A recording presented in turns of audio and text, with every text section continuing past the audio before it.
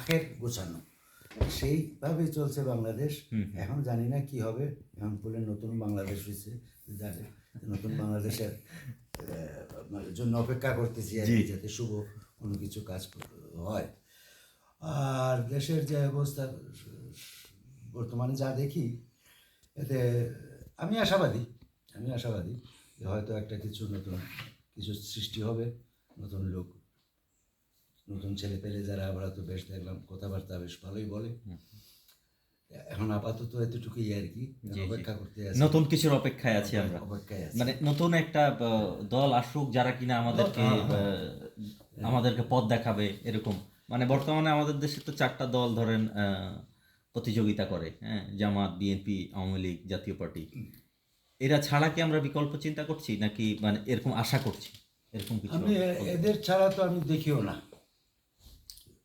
কারণ হঠাৎ করে নতুন দল সৃষ্টি করে নতুন কিছু করে দেওয়া খুবই দুরূহ ব্যাপার, সময় সাপেক্ষ ব্যাপার।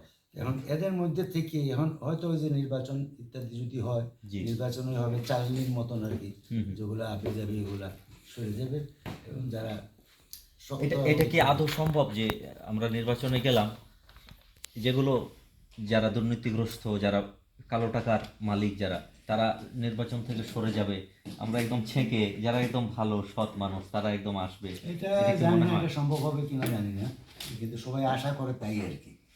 তো আমিও আশাবাদী, কিন্তু কতটুকু সম্ভব হবে বলা মুশকিল।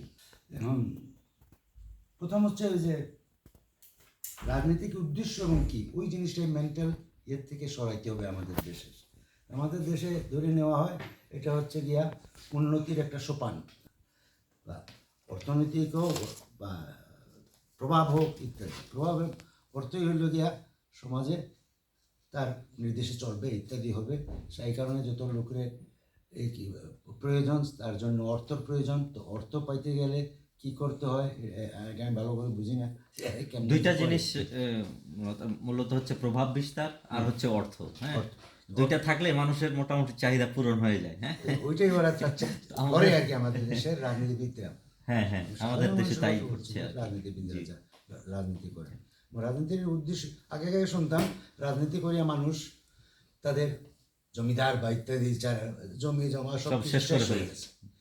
এখন রাজনীতি করলে জমি জমা বাড়ে, ব্যাংকের ব্যালেন্স বাড়ে ইত্যাদি বাড়ে। সমস্যা এইসব জায়গায়। সেই জায়গায় আমাদের মানসিকতা যদি পরিবর্তন না ঘটে, তাইলে কতটুকু কি হবে বলা মুশকিল। আমরা আশাবাদী যে এই পরিবর্তন কিছু একটা হবে, এবং এই পরিবর্তনের আশায় কিংবা অপেক্ষায় রইলাম আমরা।